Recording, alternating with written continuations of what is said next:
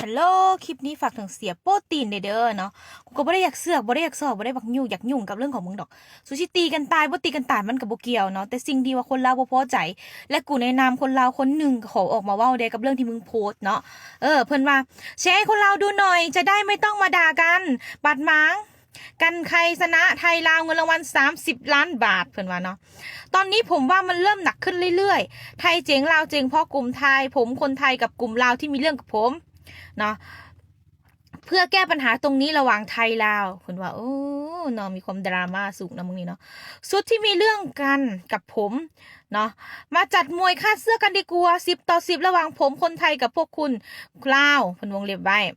จะได้เคลียร์ปัญหาระหว่างกันมวยมิตรภาพไทยลาวเนาะจะได้รู้กันว่าท่าเท่ากันแล้วใครจะวิ่งเนาะใครจะเสร็จเป็นไงแจ่มไหมเนาะดูดีบ่เป็นบักนี้เพิ่นว่าวงเล็บไว้เพิ่นว่าใจสู้หรือเปล่า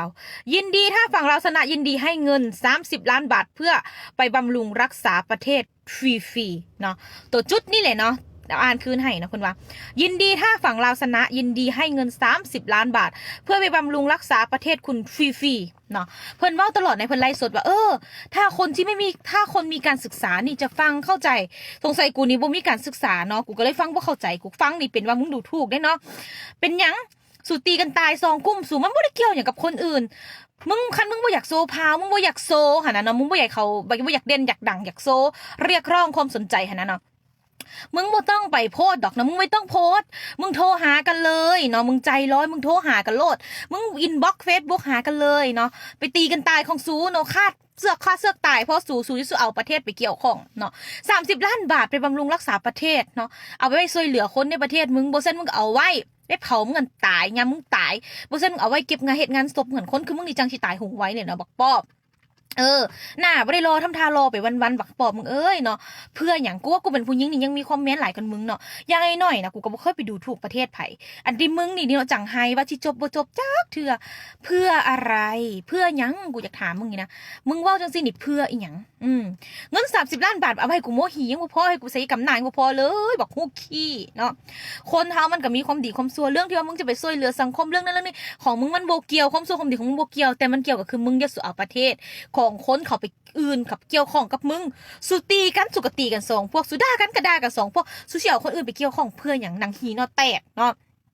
มีเงินหลายเนาะก็เอาไว้เก็บงานศพมึงเอาไว้ซื้อแนวดีๆให้มึงแดกเอาไปซื้อเครื่องงามมึงใส่มึงอย่าซูมาโซพาวเวอร์ว่าคนอื่นเขาสิไปแบบตื่นเต้นกับเงินของมึงอย่างสิเนาะก็สิมีคนจะพวกนั่นอยู่แต่กับบ่แม่นทุกคนเนาะคนลาวนี่นะว่าแท้เป็นคนที่มีเกียรติเป็นคนที่มีศักดิ์ศรีเนาะถึงประเทศกูชิน้อยพวกกูก็ฮักประเทศกูถึงประเทศกูชิทุกพวกกูก็ฮักประเทศกูถึงสิอาจบ่ได้พัฒนายิ่งใหญ่อลังการเท่าสู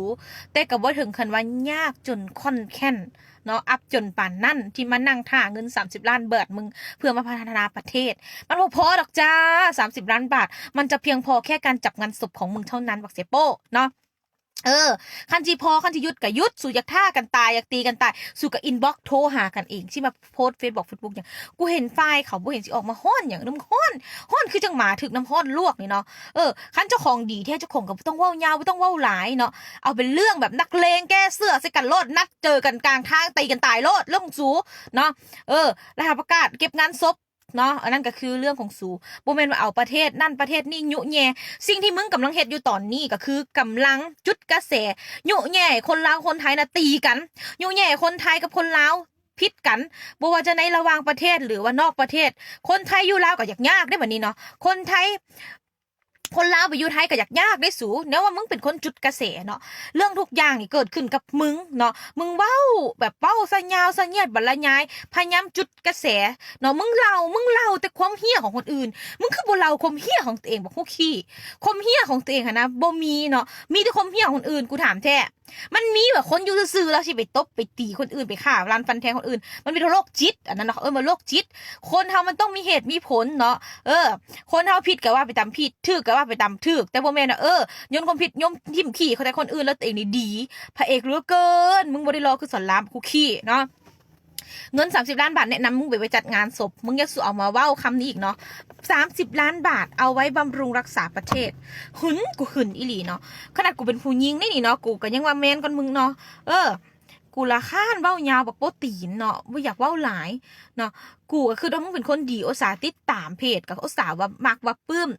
ช่วยเหลือสังคมคนเฮาก็มีเฮียมีดีถึงเงินมึงสิได้มาด้วยอาชีพสุจริตบ่สุจริตอย่างหน่อยมึงก็มีน้ำใจ แต่สิ่งที่มึงเฮ็ดตอนนี้การกระทำตอนนี้นะมันส่วนทางกับสิ่งที่มึงเว้าสิ่งที่มึงคิดมึงว่ามึงบ่อยากให้คนลาวคนไทยผิดกันมั่วปอดมึงหันตั้งใจและจงใจเลยเนาะพยายามปั่นกระแสปลุกกระแสอยู่บ่เซาเนาะมึงร้อยสู่โทรหากันสู่นัดกันเลยจ้าเดี๋ยวกูจะเป็นกองเสียใส่บิกินี่เสียแล้ว